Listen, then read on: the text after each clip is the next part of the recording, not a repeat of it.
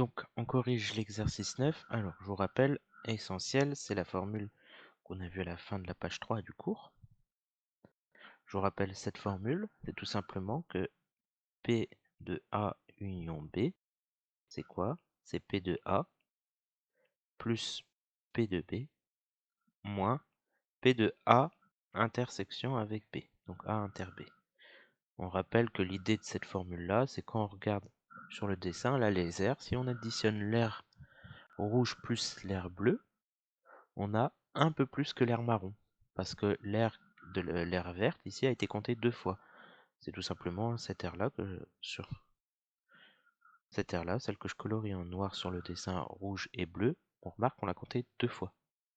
Donc on va la retirer une fois ici pour avoir la totalité. Voilà une méthode pour expliquer cette formule.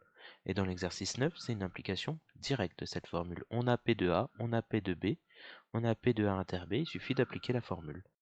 Donc P de A, c'est 0,2, P de B, c'est 0,6, P de A inter B, c'est 0,1. On calcule 0,2 plus 0,6, ça nous donne bien 0,8, moins 0,1, ça nous donne 0,7. Donc P de A union B, ça nous donne 0,7. Donc ça, c'est une application directe, sans difficulté. L'exercice 10, qui est un peu différent. Ici, on regarde les hypothèses. On a P de A, on a P de B bar, on a P de A union B, et on vous demande dans un premier temps de calculer P de B. Alors si on a P de B bar, on peut calculer P de B très facilement. C'est 1 moins P de B bar, parce que c'est l'événement contraire. On a aussi dans l'autre sens, la formule, c'est aussi 1 moins P de B. Bon, on applique la formule, donc 1 moins 0,7, ça nous donne 0,3. On nous demande ensuite de calculer P de A inter B. On se souvient de la formule que j'ai notée au-dessus dans l'exercice 9. Cette formule-là peut être modifiée. C'est-à-dire on peut faire passer ça de l'autre côté, ça va donner P de A union B, et ça, ici. Ils peuvent s'échanger. C'est juste de la manipulation de formule. On a la même formule dans l'autre sens. C'est-à-dire que si je veux calculer P de A inter B, je peux dire que c'est P de A plus P de B moins P de A union B. P de A, ça tombe bien, je le connais. C'est quoi? C'est 0,4. P de B, je viens de le calculer. Ça nous donne 0,3.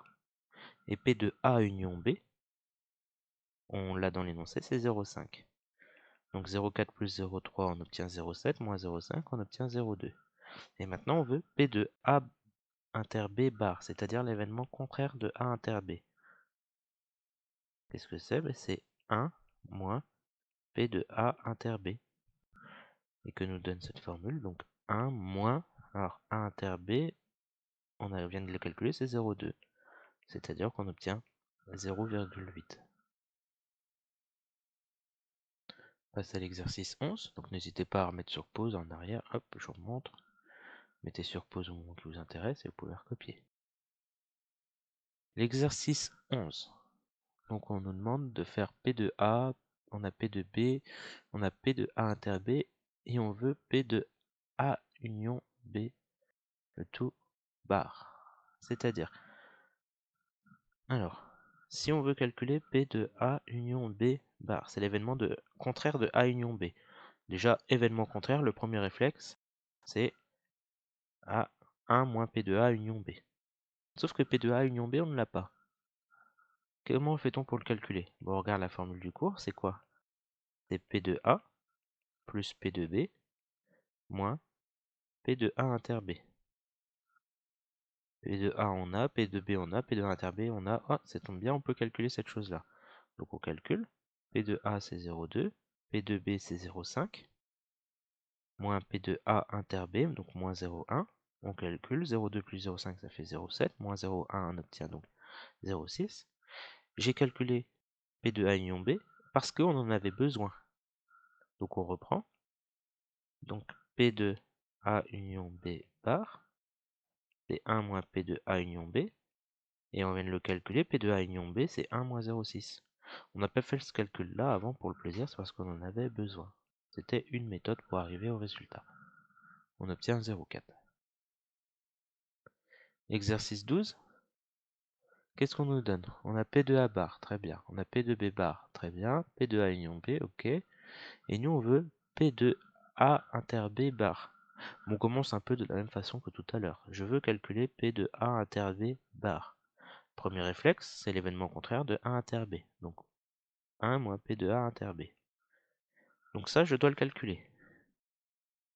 Donc P de A inter B, qu'est-ce que c'est? La formule me dit que c'est P de A, en inversant la formule qu'on vient de voir juste au-dessus, plus P de B, moins P de A union B. P de A union B, j'ai. P de A, j'ai pas. P de B, j'ai pas. Donc il y aura encore un peu de travail. Donc pour avoir P de A union B, il me faut P de A et P de B. Seulement dans l'énoncé, on me donne P de A bar et P de B bar. Donc là, si vous avez compris que vous n'avez pas réussi l'exercice, là je pense que ça va vous débloquer. Vous pouvez mettre sur pause et essayer de continuer vous-même. Moi je continue. Donc P de A, on peut le calculer. C'est quoi? C'est 1 moins P de A bar. Donc 1 moins 0,6. Ça nous donne 0,4. Donc P de A, c'est bon, j'ai. P de B, c'est 1 moins P de B bar. Donc c'est 1 moins 0,7 d'après l'énoncé. Ce qui nous donne 0,3. C'est bon. P de B, j'ai tout.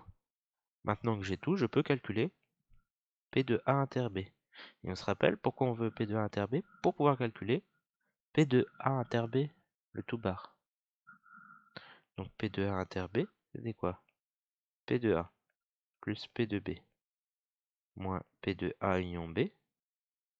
P de A c'est 0,4, P de B c'est 0,3 et P de A union B c'est 0,55. Ok. Donc 0,4 plus 0,3, 0,7 moins 0,55, ça fait 0,15. J'ai P de A inter B, bah du coup je peux avoir ce que je voulais depuis le début, c'est-à-dire P de A inter B bar. Donc c'est 1 moins P de A inter B. A inter B, je viens de le calculer, sa probabilité. Donc 1 moins 0,15, ce qui me donne 0,85. Donc vous avez vu là, il a fallu se laisser guider au fur et à mesure. Je veux calculer P de A inter B bar, je prends l'événement contraire, donc je veux calculer P de A inter B. Une formule pour P de A inter B, ben je la donne. Il me manque deux éléments, et grâce à l'énoncé, j'ai pu compléter ces deux éléments pour pouvoir les calculer. Je me suis laissé guider, j'ai pas vu tout de suite la solution, j'ai juste fait ça au fur et à mesure. Donc il faut prendre des initiatives, et au fur et à mesure, on va y arriver. Il faut utiliser des formules qui sont dans le cours, pas en inventer.